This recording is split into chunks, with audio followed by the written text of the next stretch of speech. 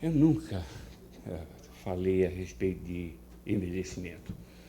E no que foi dado o tema, eu comecei a estudar. E eu estou agradecendo, porque aí é que eu reparei que eu já estava na prática do negócio, né? Nunca tinha notado. Então, botar a teoria na prática me pareceu bastante importante. Eu comecei, eu fiz um caminho tentando descobrir a história do trabalho em relação ao envelhecimento e as teorias sobre o envelhecimento e suas consequências. A coisa acabou produzindo, eu levei um susto no meio do caminho, mas a coisa acabou produzindo e eu acho que a gente vai sair daqui até com um roteiro de o que a gente pode fazer, porque envelhecimento é uma coisa que acontece com todo mundo, certo? A cada dia a gente está um pouquinho mais velho. Tem uma hora que a gente leva um susto e, né? Eu me lembro que o primeiro susto eu levei quando eu fiz 60 anos. Eu me vi sexagenário. Eu resolvi assumir um lema. Eu vou ser sexagenário, eu vou ser mais sexy do que genário. Acho que consegui cumprir. Outro dia eu fiz 70 anos. Então eu sou septuagenário. Eu tenho um novo lema agora. Agora você tenta, entende? Então deixa eu sair. O que aconteceu? Que história é essa de envelhecimento? É uma consequência de progresso. A gente progrediu muito, a gente progrediu em educação, a gente progrediu em saúde pública, saneamento básico, a descoberta dos antibióticos, progresso da medicina, que foi muito grande, clínico e cirúrgico. Nós tivemos um progresso muito grande. Resultado, a expectativa de vida pelo menos triplicou, certo? Hoje a expectativa de vida, dependendo da classe social e do país, está entre 80 e 90 anos. E tudo o que eu li mostra que a expectativa de vida ainda dentro de pouco tempo será de 120 anos. O resultado, aumentou muito a sobrevida. E aumentou uma sobrevida útil. Então todos nós vamos nos lembrar que não é pré-história, mas há muito pouco tempo atrás, um cidadão com 40 anos de idade era um provecto senhor, certo?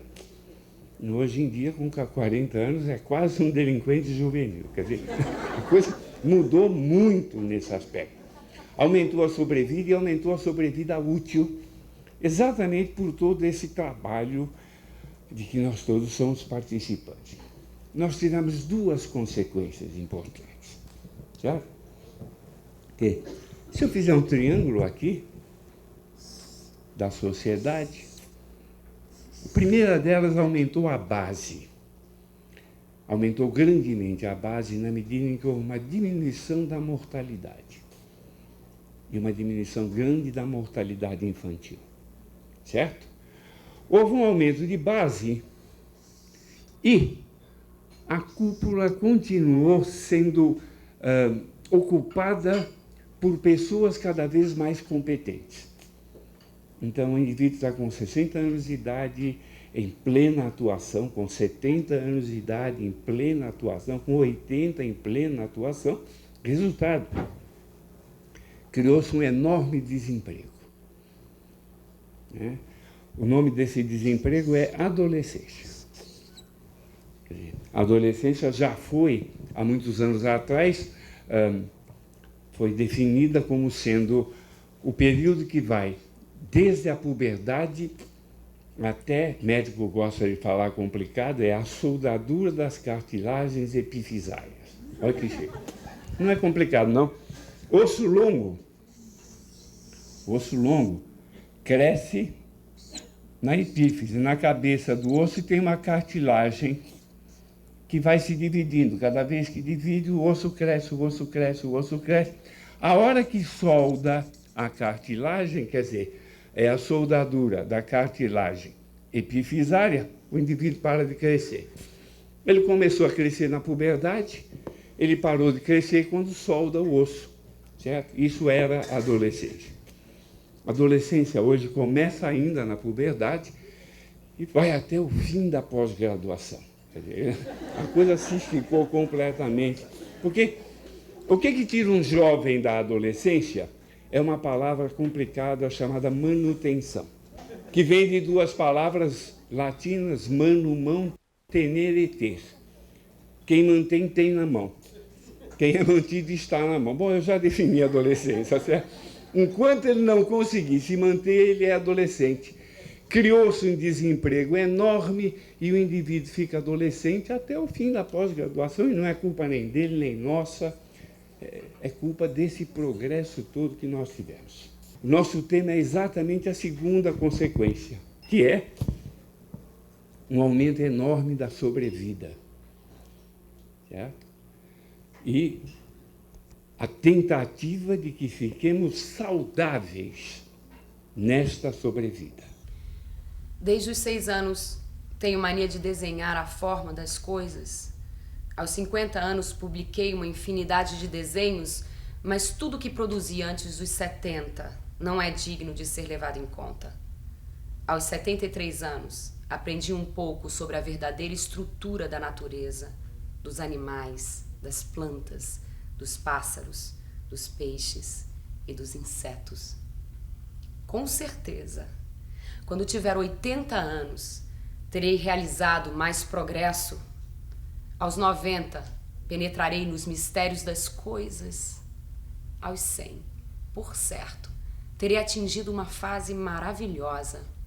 E quando tiver 110 anos, qualquer coisa que fizer, seja um ponto ou uma linha, terá vida. Então, se existe todo um estudo a respeito da adolescência, se iniciou todo um estudo a respeito da velhice. O homem foi feito para ter uma sobrevivência que seria garantida até que ele terminasse de ser reprodutivo, certo? Hoje em dia, todos aqueles progressos permitiram que o homem sobrevivesse muito depois do período que ele é reprodutivo. Como é que faz para ele continuar saudável? Teorias biológicas do envelhecimento. 9 teorias. Eu, então, comecei a estudar uma delas e descobri 3 coisas importantes. A primeira, todas as teorias têm um substrato que faz sentido. A segunda, todas as teorias prometem que, seguindo aquela teoria e o tratamento que é por eles proposto, a gente vai conseguir retardar ou reverter o processo de envelhecimento. Certo? Terceiro, todas as teorias são criticadas pelas outras teorias. Eu estava começando a ficar muito feliz quando cai nas minhas mãos um texto que eu vou reproduzir para vocês. A verdade sobre o anti-envelhecimento. O comércio de produtos que combatem o processo de envelhecimento está em plena expansão, envolvendo um mercado de bilhões de dólares. Uma análise apurada revela que este mercado se compõe de produtos que não têm qualquer base científica para comprovar sua eficácia. 51 cientistas, os mais representativos do campo de estudo do envelhecimento, publicaram na revista Scientific American, de 13 de maio de 2002, um artigo condenando absolutamente todas as teorias e técnicas para tratamento do envelhecimento. E eu que estava ficando tão animado, quase que entro em depressão. O que me salvou da depressão foi um outro artigo que caiu na minha mão. Idade avançada e funcionamento cerebral. Na cidade de Mankato, no estado de Minnesota, nos Estados Unidos, num convento, as freiras tinham uma longevidade muito maior que a população em geral. A idade média é de 85 anos. E entre 150 freiras aposentadas 25 têm mais de 90 e 12 têm mais de 100 anos. A incidência da doença de Alzheimer é muito baixa entre elas. O aumento geral da longevidade trazido pela medicina e pelo bem-estar econômico se transformou num sério problema de saúde pública, exatamente por causa do Alzheimer. Se descobriu que a longevidade era maior entre as freiras que tinham educação superior ou que tinham alguma atividade mental constante. A diferença está em como elas usavam as suas cabeças. As freiras doaram os cérebros para estudo e foram feitas mais de 700 autópsias. E se descobriu uma coisa incrivelmente interessante. Aquelas que estudavam. Antes disso, deixa eu fazer uma explicação como é que funciona o sistema nervoso. Senão a gente não vai poder entender direito essa coisa, não. Vamos supor, gente, que eu estou aqui. Daqui a pouco nós vamos estar lá fora, batendo um papo. Chega alguém fumando e esse alguém esbarra o cigarro no teu braço. Imediatamente você vai tirar o braço, certo? É reflexo. Quer dizer que de cada célula do nosso organismo sai um nervo dizendo dói e sai um outro dizendo sai daí.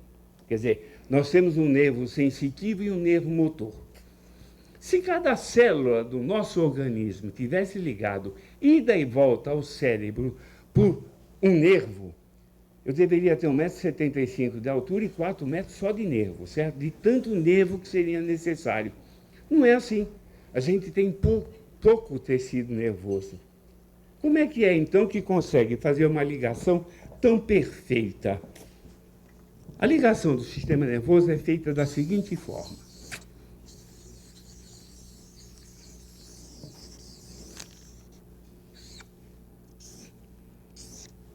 Isso se chama sinapse nervosa.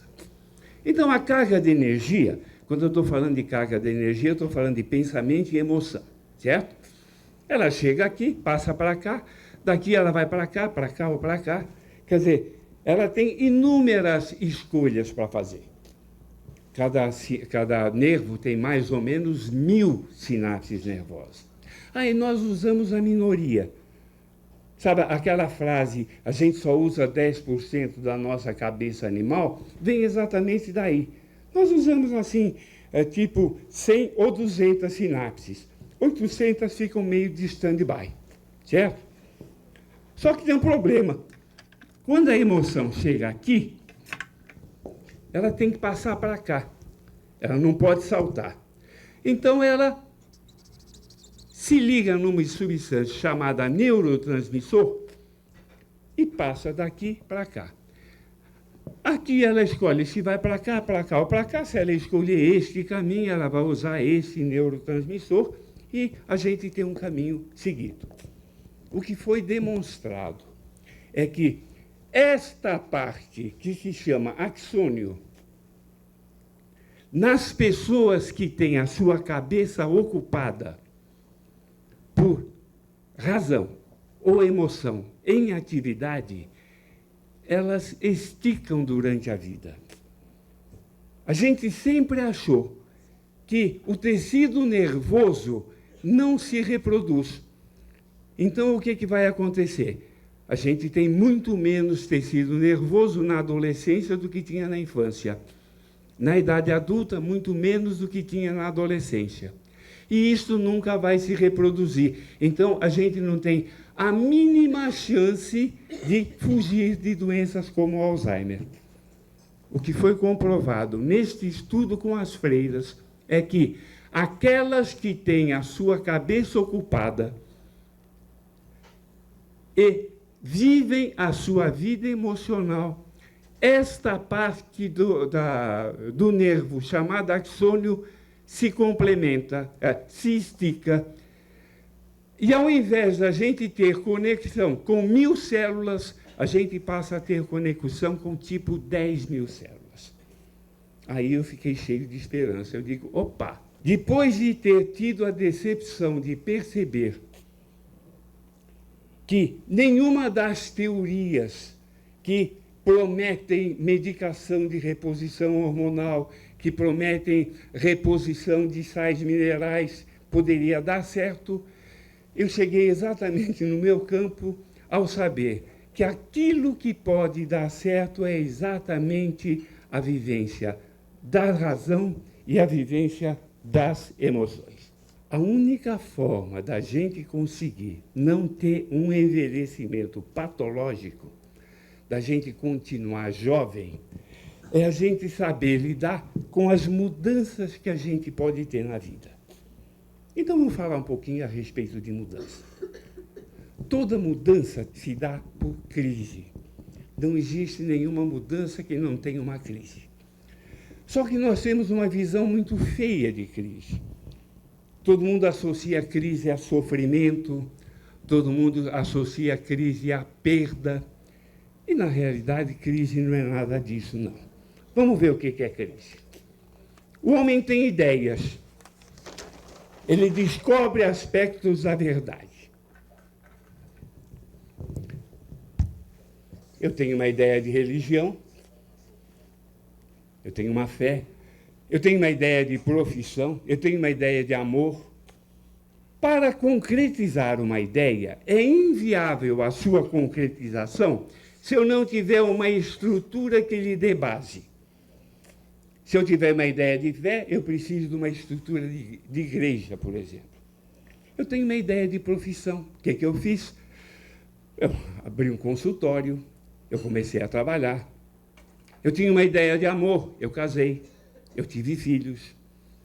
Na medida em que eu comecei a viver a ideia, porque a estrutura permitia, eu aprendi. O que significa aprender? A ideia caminhou. Um período depois, eu fiquei com uma ideia que não poderia se concretizar, porque não tinha uma estrutura que lhe desse base. E eu tinha uma estrutura que não tinha mais função. O que aconteceu? Depois de algum tempo, rompeu-se a estrutura, caminhou um período de paz, caminhou a ideia, e novamente eu fiquei com uma ideia que não podia se concretizar e com uma estrutura que não tem função. Só que ideias e estruturas não existem no ar. Ideia existe em pessoas. Estrutura existe em pessoas. Então, na realidade, se cria uma tensão entre as pessoas que representam a ideia que caminhou e as pessoas que representam a estrutura que ficou. Eu chamo de jovens aqueles que caminharam com a ideia, sem critério de idade. Eu conheço alguns jovens com 80, 90 anos de idade. Eu chamo de velhos aqueles que se estruturaram, também sem critério de idade. Vocês não fazem ideia o número de velhos que eu conheço que têm 25 a 30 anos de idade. São pessoas que chegaram na verdade final. Certo? Outra coisa que a gente conclui daí é que crise é eterna. Crise é para sempre. A gente tem a esperança que um dia a crise pare. Não, a gente pode parar envelhecendo. A crise não para. Por quê? Porque eu vou ter uma desestruturação, uma reestruturação, um período de paz e eu aprendo, e a ideia caminha. Então, manter-se jovem é ter a coragem de caminhar com a ideia sem nunca se estruturar. O critério é esse. Mais do que qualquer promessa de terapia hormonal, mais do que qualquer promessa de reposição, é a única saída que nós temos. Quem vai me mobilizar é a agressividade. O medo me paralisa.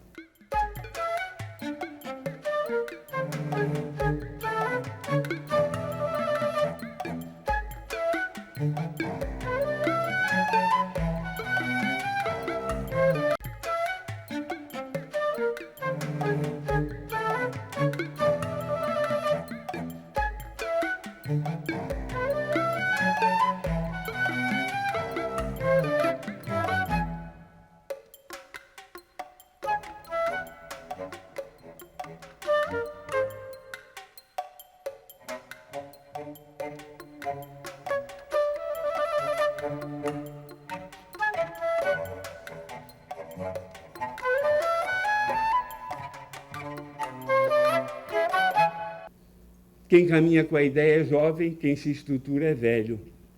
Só que acontece uma coisa. Em geral, os jovens têm pouca idade. E, em geral, os velhos têm mais idade. Perceba, eu conheço alguns velhos de 80 anos, mas não é a maioria. Eu conheço alguns jovens... eu conheço alguns jovens de 80 anos, mas não é a maioria. Eu conheço alguns velhos de 25, e esses existem, infelizmente, em grande número. Mas por quê? O que leva o indivíduo a se estruturar e o afasta da possibilidade de continuar jovem? É que mudança é um negócio meio complicado. Quando a gente pensa em mudança, a gente pensa em coisas etéreas, e a gente não percebe que mudança se dá em cima de estrutura nervosa desse jeito. O que é mudança, gente? Um rapaz trabalhava numa multinacional americana. Precisava aprender inglês. O que ele fez? Ele fez curso de inglês. Acabou ficando com um vocabulário muito bom. Mas ele tinha um problema, ele pensava em português, como tinha um vocabulário bom, ele falava inglês, mas ele sabia que não tinha uma segunda língua. O que ele fez? Uma imersão. Foi para o Canadá, passou 6 meses, estudou bastante, aí ele começou a pensar em inglês. Ficou feliz, né? Começou a exercitar aquilo. Uma noite, ele acorda de manhã e diz, meu Deus, eu sonhei em inglês. E o cara que sonha em inglês tem uma segunda língua, concorda? Ele chegou na empresa para o maior amigo dele e disse, malandro, você não sabe o que aconteceu essa noite. Essa noite eu sonhei em inglês. E um amigo disse para ele, e você sabe o que aconteceu essa noite? Venderam a multinacional para a França. Bem, isto é mudança. O que eu vou fazer com o inglês que não presta para mais nada? Como é que será que eu vou aprender a falar francês? A gente dá risada da coisa, mas não envelhecer é ter a coragem de largar o inglês de novo e aprender francês. Só que isso é muito fácil de falar, mas tem um caminho a ser percorrido. Como é que é esse caminho, gente? Aí nasce o cidadão. E ele tem aqui na frente o cérebro racional. E aqui atrás ele tem o cérebro emocional, o cérebro límbico. E ele precisa aprender a ligar esta parte com esta. Ele tem um pai, ele tem uma mãe, ele tem um irmão, ele tem uma irmã. Um dia ele faz uma gracinha. Ele faz alguma coisa que é aprovada pelo meio. O pai, a mãe, o irmão e a irmã acham aquilo uma coisa linda. Ele ganhou afeto. Ele aprendeu um jeito de ligar o cérebro racional com o cérebro límbico. Mas, gente, quando eu estou falando ligar, eu estou falando disto aqui. É uma ligação que dá entre esta parte do cérebro e esta parte do cérebro desta forma. Ele escolhe aquela sinapse, esta sinapse, esta sinapse. Ele aprendeu um caminho de ir de um neurônio para outro neurônio, ligando o cérebro racional com o cérebro emocional. Ele aprendeu o quê? O caminho da roça. Aí o que ele faz? Ele repete a gracinha. E aquela gracinha repete a bonificação afetiva. Ele começa a desenvolver um gesto de relacionamento. Aí ele tem um caminho da roça, neurológico. Ele começa a caminhar pelo caminho da roça. Ali não vai mais nascer grama. É caminho da roça mesmo. Aí ele vai capinar o caminho da roça. Aí ele vai fazer do lado do caminho da roça 2 proteções. Aí ele vai asfaltar a avenida da roça. Ele ilumina a grande avenida da roça que ele construiu. Ele tem 40 anos de idade. Um caminho da roça muito bem construído. Ele não tem mais um pai, uma mãe, um irmão, uma irmã, mas ele tem um chefe. Ele tem uma esposa. Ele tem um amigo. Ele tem uma amiga. E ele tem o mesmo caminho da roça, que ele desenvolveu e estimulou e se tornou especialista naquele gesto durante toda a vida. Como é que ele vai fazer? Vamos supor um tipo de caminho da roça. Eu vou criar uma criança nessa sala. A criança passa perto dele, ele dá um tapa na cabeça. Passa perto dela, dá um tapa na cabeça. A criança aprende que chegou perto de gente, faz assim. Certo? Porque o normal de relacionamento é alguém dar um tapa na minha cabeça. Aí eu tiro a criança desse ambiente. Ele não tem mais o pai, a mãe, o irmão, a irmã. Ele vai para outro ambiente, passa perto de você, você vai fazer um carinho e a criança se defende. Passa perto dela, ela nem se mexe. A criança vai dizer, tem alguma coisa errada no mundo. O que ela vai fazer? Ela vai te incomodar, ela vai amolar, ela vai te xingar, ela vai te dar chuta até você bater. Na hora que você bate, você refez o gesto complementar. Faz sentido isso? O nome disso é relacionamento neurótico. Um relacionamento neurótico que a gente cria porque a gente refaz o gesto que a gente aprendeu e que eu chamo do caminho da roça. Manter-se jovem é ter a coragem de, numa determinada altura da vida, alguém me mostra que venderam a multinacional para a França. Eu abandono o caminho da roça, que eu sou muito competente, e passo a fazer um novo caminho da roça que eu desconheço completamente. Precisa muita coragem para fazer isto, certo? Mas, mais do que qualquer promessa de terapia hormonal, mais do que qualquer promessa de reposição, é a única saída que nós temos. Termos a coragem de rever a grande avenida da roça que nós passamos a vida inteira construindo e ter a coragem de abandoná-la para começar a construir um caminho novo. Isso do ponto de vista racional, isso do ponto de vista emocional. Essa história do racional e emocional, ela começou a criar força com a publicação de um livro chamado Inteligência Emocional, do Goleman. Então, esse livro do Goleman começou a mostrar para todo mundo, nas empresas foi um negócio maravilhoso, todo mundo, as empresas diziam para todo mundo, olha, lá fora você é uma pessoa, lá fora você pensa e sente,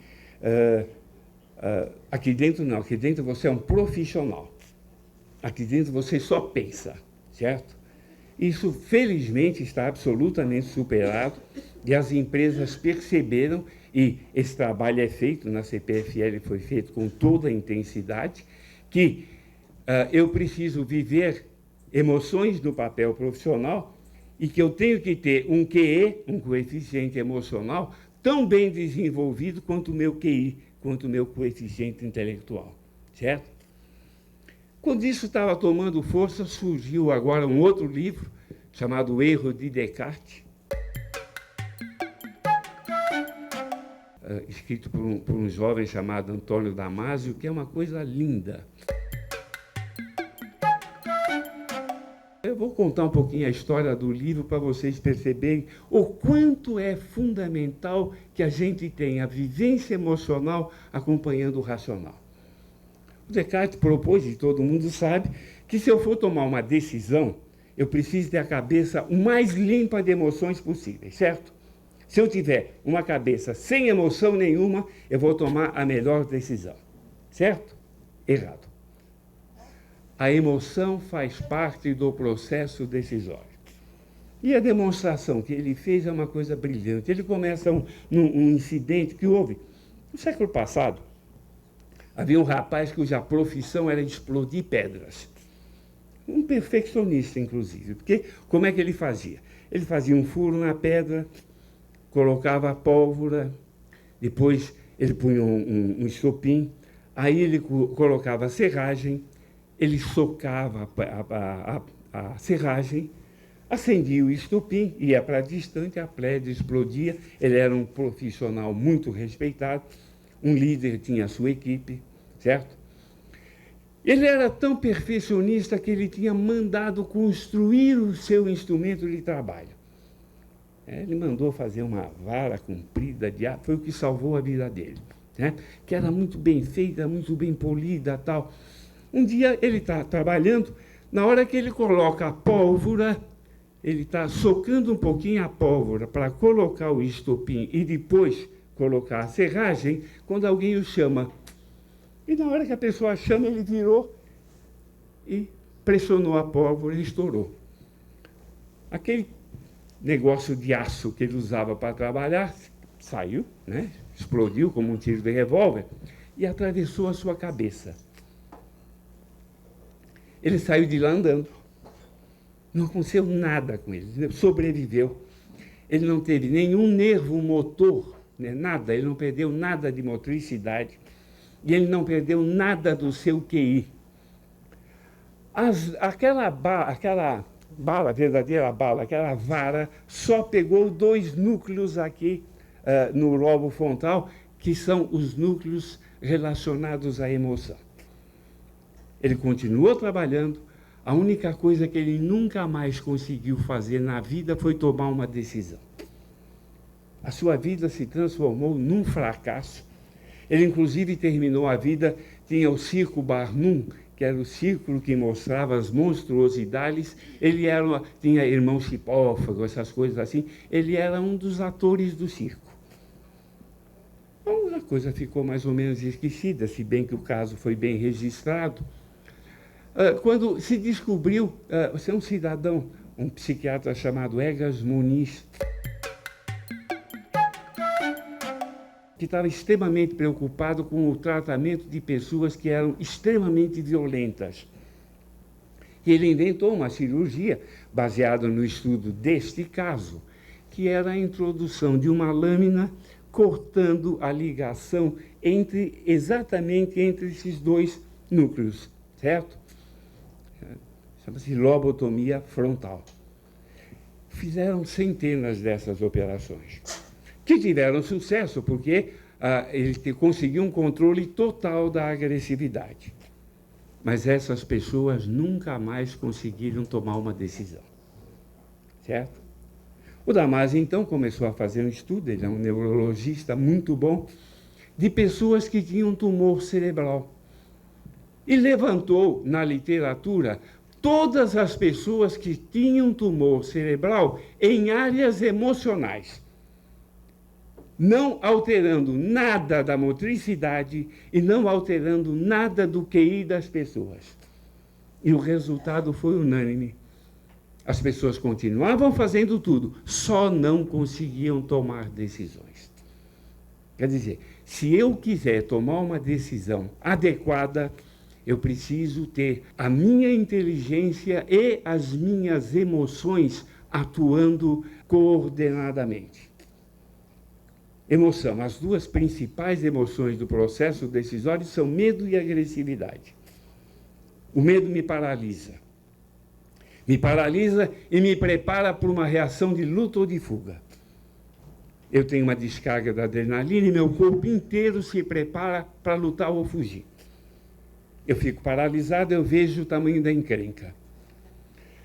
é grande, eu meço as minhas forças, acho que dá, tenho medo, mas enfrento, chama coragem. Na mesma situação, tenho medo e fujo, chama covardia. É tão grande o problema que não dá para enfrentar e eu fujo, chama prudência. Não dá para enfrentar e eu enfrento, chama-se irresponsabilidade. Quem vai me mobilizar é a agressividade. E um processo decisório maduro é o processo de quem toma decisões corajosas ou prudentes. Imaturo é quem toma decisões covardes ou irresponsáveis. Para poder tomar uma decisão, eu preciso ter o meu QI em dia para eu poder medir qual é o tamanho da encrenca e quais são as minhas forças. Isso pessoalmente ou na empresa. Eu vou lançar um produto novo. Esse produto vai ser aceito pelo mercado? Tem concorrência no produto? O que a concorrência está fazendo? Vamos fazer uma pesquisa? Minhas forças, eu tenho capital? A minha equipe está suficientemente treinada? Eu meço as duas coisas para poder tomar uma decisão que o dirigente maduro vai tomar uma decisão sempre corajosa ou prudente, jamais irresponsável ou covarde. Para isso, ele precisa levar em consideração razão e emoção. Há uma diferença entre controlar a emoção e reprimir a emoção. Assim, eu tenho uma raiva de fulano, tenho uma vontade de dar uma porrada nele e não dou. Eu estou controlando a minha agressividade. Eu tenho uma raiva de fulano e nem sei que tenho raiva. Ela está inconsciente. Eu estou reprimindo a minha agressividade. Certo? Eu tenho atração por uma mulher, eu acho aquela mulher linda, mas eu sou casado, ela também, e eu não vou levar aquela atração que eu sinto em frente. Eu estou controlando a minha sexualidade. Eu tenho atração por uma mulher e nem percebo que tenho atração. Eu reprimindo, está certo? O que adoece as pessoas não é o controle da emoção. O controle da emoção é absolutamente saudável. Eu tenho que controlar as minhas emoções, senão isso aqui vira horda. O que adoece as pessoas é a repressão das emoções. Cabeça vazia é a oficina do envelhecimento mental. Eu acho que o grande ganho da maturidade é a humildade.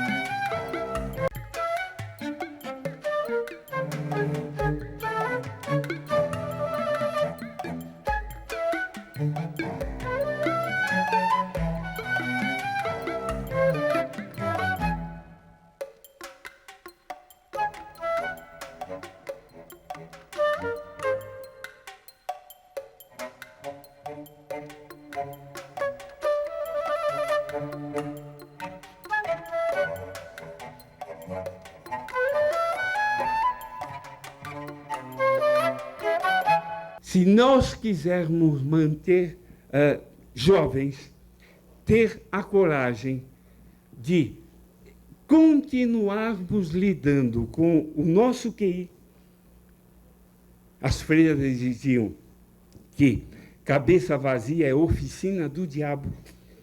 E se nós pensarmos o diabo como o envelhecimento mental, esse ditado adquire uma intensidade muito grande, certo? Cabeça vazia é a oficina do envelhecimento mental. E nós precisamos ter a coragem de continuar vivendo as nossas emoções de forma adequada nos diferentes papéis. E eu não sei se a gente faz isso muito bem, não. Eu vou montar uma imagem de um relacionamento. Eu vou pedir você me ajudar. Eu vou ter um relacionamento com você. Só que eu vou montar eu inteiro e você inteira. Então, é a minha parte emocional e a tua parte emocional. Mas em torno de você, eu vou colocar a tua parte racional. Eu vou pedir para 3 pessoas, vem cá, 1, 2, 3, vocês dão as mãos e fazem um círculo em torno dela. Isto. 3. Você vem para cá também? Porque, vem? Porque, aqui. Porque eu também vou me montar inteiro. Eu vou botar 3 pessoas fazendo um círculo em torno de mim. Certo? Então está aqui a minha parte emocional, a tua parte emocional, a racional, e nós vamos ter um contato. Que é um contato absolutamente superficial. Certo? Não tem nada de minha emoção que entrou em contato com a tua emoção. É um contato superficial, assim. Olá, como vai? Não é verdade? Todo mundo me pergunta, como vai você? Eu respondo, maravilhoso. De vez em quando o paciente chega para mim, nossa, eu gostaria tanto de dizer isso. Faz que nem eu. Diga, né? É coisa mais fácil no mundo. Se eu quiser ter um contato íntimo com ela, mais profundo, eu preciso ter alguma coisa que saia da minha emoção, chamado papel, e que encontre, me dá a mão, um papel complementar. Pai e filha, marido, mulher, amigo, amiga, são 2 papéis complementares. 2 papéis complementares permitem que a gente monte um vínculo. A gente só pode ter vínculo com 2 papéis complementares. Certo? E é aqui que mora o amor, viu? Se não tiver vínculo, não vai ter amor, não vai ter troca afetiva. Certo? Às vezes, engraçado, eu tenho 2 papéis bem desenvolvidos. Eu tenho o meu papel profissional e o meu papel social bem desenvolvido. Eu já fui um cara tímido que vocês não acreditam, não é? Eu aprendi. Hoje em dia, quando eu quero bater na madeira, eu faço assim 3 vezes, me dá certo. Eu não tenho mais timidez, eu sou socialmente um cara com papel bem desenvolvido. E eu tenho paciente que tem o papel de paciente bem desenvolvido, o papel social mal desenvolvido. Então, no consultório, a gente se dá bem, certo? Temos boas sessões, temos trocas afetivas, eu gosto dela, ela gosta. De vez em quando ela fica brava, então tem uma troca agressiva e tal. Um dia eu vou num coquetel, e o papel dela é mal desenvolvido, ela é tímida. Então eu não consigo ter um contato com ela. Sabe o que ela faz? Ela gira o conjunto e faz um pseudovínculo social-paciente. Quer dizer, se eu cair na burrada e perguntar como vai, ela faz uma sessão, tá certo? Gente, isso é a definição do chato, hein? Chato é um cara que você pergunta como vai e ele explica, tá certo? Tudo bem? Então, o que é viver bem? Viver bem é ter muitos papéis bem desenvolvidos. Eu vou ter meu papel social, profissional, social, sexual, afetivo. Está claro isso? Só que a nossa cultura nos leva a uma cilada. Valoriza 2 papéis, profissional e familiar. Quem que a gente quer que case com a princesinha da gente? Um doido que vai de casa para o trabalho e do trabalho para casa, tá certo? O cara que cai nesta cilada está preparando um negócio terrível para ele. Eu vou começar explicando com a mulher que não trabalha. Certo? A vida vai correndo, correndo, correndo, ela acaba tendo um vínculo só com a realidade. Papel de mãe. Certo? Aí os filhinhos vão crescendo, o mais novinho faz 15 anos, ela faz uma força enorme para ele ficar bem neurótico e dependente, mas ele escapa e ela fica sem papéis, ela fica sem ter contato com a realidade e entra numa depressão profunda. Chama-se síndrome do ninho vazio. Ou, como eu chamo, síndrome da mãe desempregada, tá certo? E não é uma terapia complicada, não, viu? Eu começo a terapia com ela e desenvolvo o papel de paciente, certo? Eu coloco num grupo, ela começa a desenvolver um papel social. Aí ela arranja uma quermesse onde ela vai fazer um bordado tal, que ela vai vender, gasta mais no bordado e na condução do que... Mas eu estou iniciando, quer dizer, espaços onde ela possa viver emoções e ter relacionamentos, certo?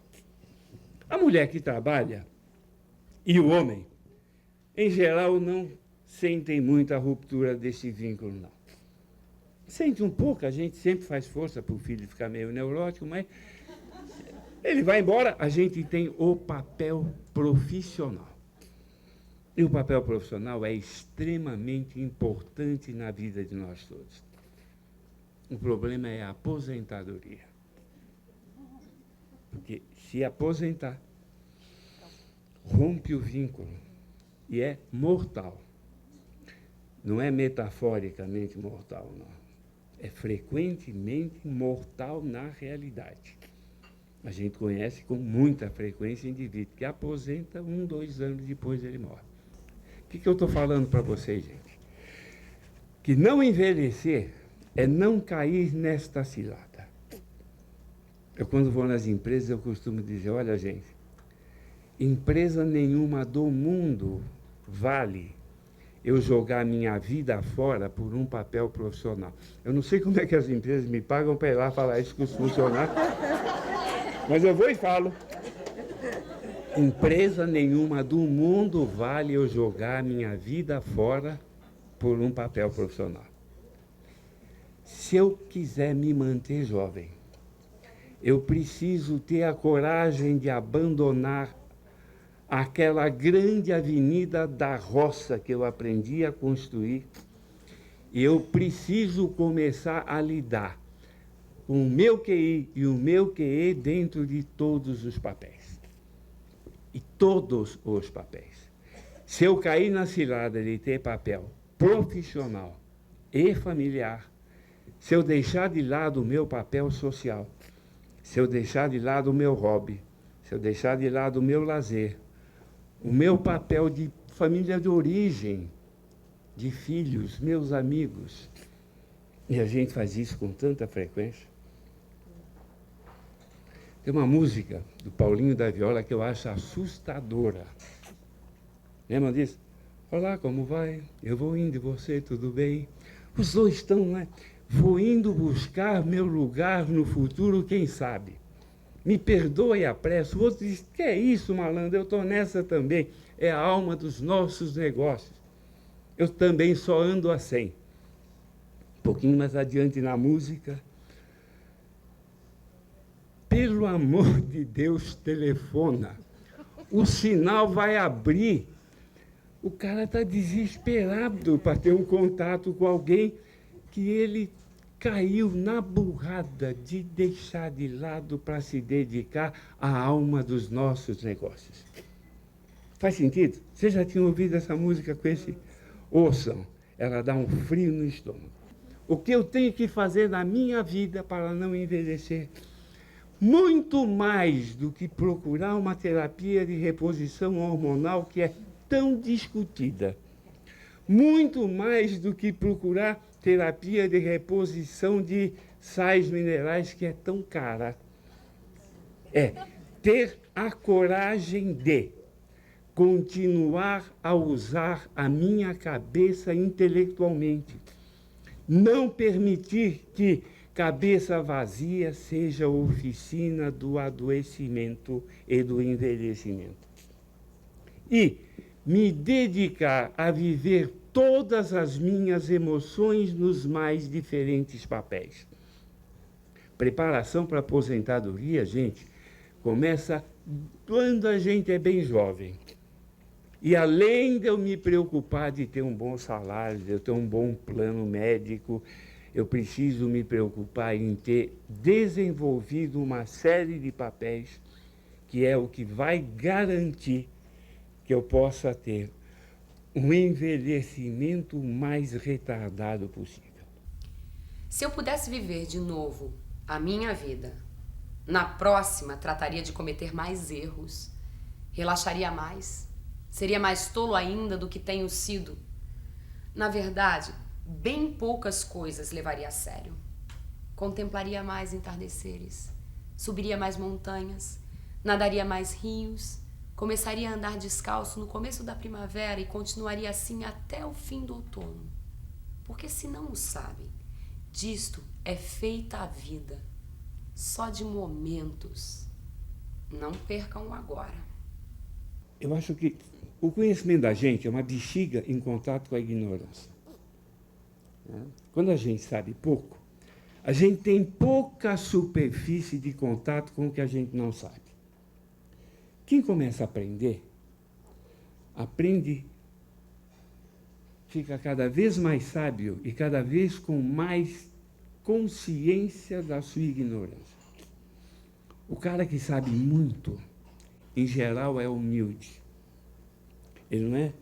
Ele é humilde, ele sabe o tanto que não sabe. O que sabe pouco é arrogante. Eu acho que o grande ganho da maturidade é a humildade.